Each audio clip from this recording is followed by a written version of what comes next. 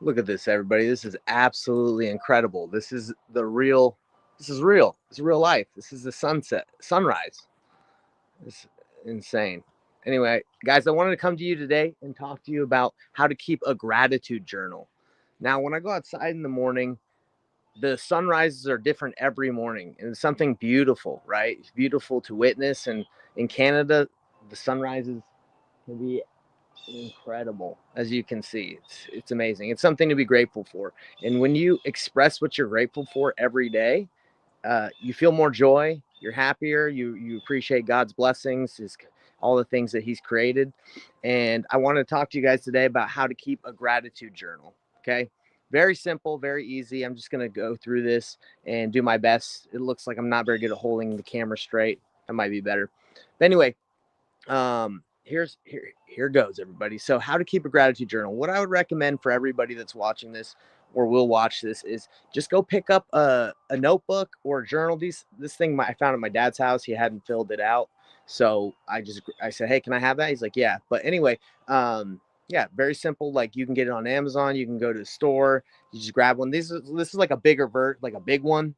I've had a lot of different journals throughout my life. I've been keeping a gratitude journal for like the last 7 years. So I believe I'm pretty good at knowing like what is important to writing, because I read back over my journals, and there's some things that I've written in the past where I'm just like, it's not that important. I don't really care about reading this over.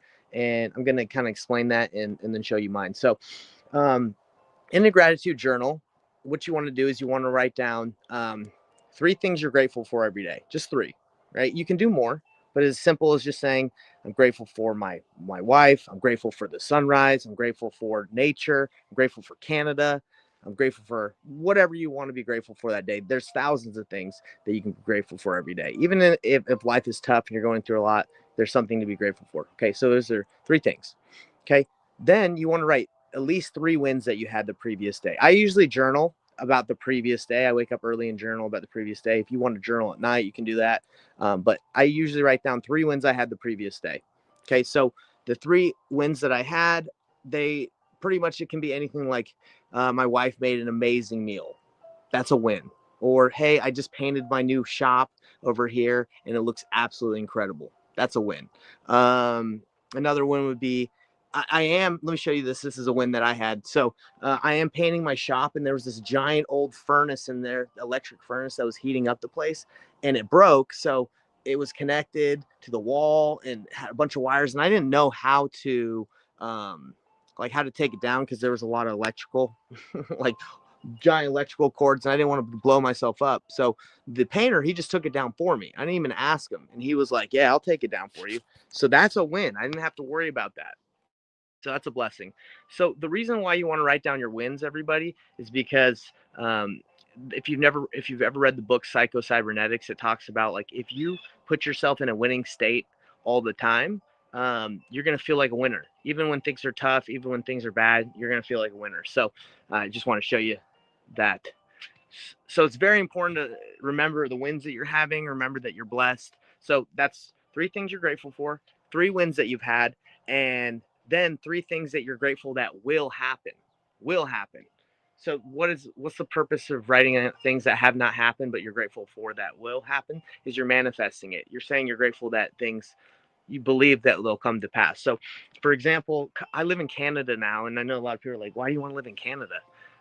I, I, I well, I've always wanted to live in the country, and I've always like countryside, where it's open and open fields. And my wife is actually from this area, so I wanted to live closer to her family, so my baby could be raised by her mom and that family.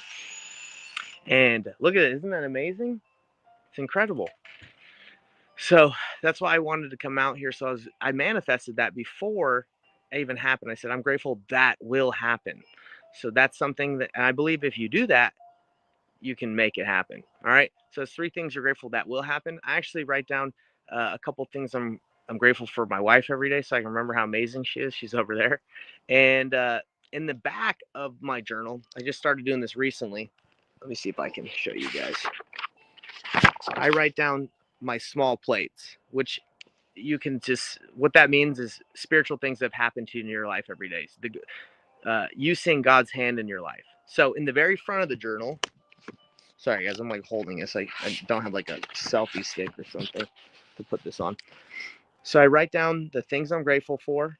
I write in cursive, right? Because I'm trying to get better at that. But I write down three things I'm grateful for, wins I had the previous day, three things I'm grateful that will happen, and why my wife is awesome. And in the very back, I write down spiritual experiences because I believe when your posterity or your kids read this eventually, if that ever happens, um, they'll actually probably care more about the spiritual things that have happened to you and the hand that you've seen, God's hand that you've seen in your life, than like what you're grateful for. Maybe they'll want to read that. I think the gratitude is more for you to make it a habit to see the blessings and the positive things in life, because you want to be positive. You don't want to focus on the negative. So that's what I want to share with everybody. This is how to keep a gratitude journal. Just go grab one, $10, $5, whatever. Go find one for free in someone's house that doesn't want to journal anymore, or invite them to journal, and then keep it. Keep those things. I promise it will transform your mindset to always be winning. You're always going to be thinking, hey, I'm so blessed. Because, guys, trials happen to everybody. And that's when you can focus on the blessings that God gives you, you're going to be in a winning state. You're going to be in a winning mindset, even if things get tough. Because trials are for our good sometimes. Sometimes we go through hard things so we can be better, so we can be perfected. And just like a piece of coal has to go through a lot of pressure in order to become a diamond. It's the same thing with us in this life. We got to go through a lot of ups and downs, opposition, and all things, so we can come out stronger. So sorry guys, I got my Invisalign in, so that's probably why I'm talking a little weird. But if you guys have any questions, if you journal a little differently than me, that's totally fine. I want to know about it. Let me know. Write down the things that you keep in your gratitude journal, what you keep in the back, the front. Let me know. I'm here to learn. Obviously, I'm not the authority on how to keep a gratitude journal or what to write down every day. I'm just explaining what I do, and hopefully it can bless you guys' life. So amazing sunrise. I'm trying to get it for you guys. Incredible. Okay. Blessings all around. All right. Have a great day, everybody. In the comments, let me know what you're grateful for today. Love to hear it. Have a great one. We'll see you on the next one. See ya.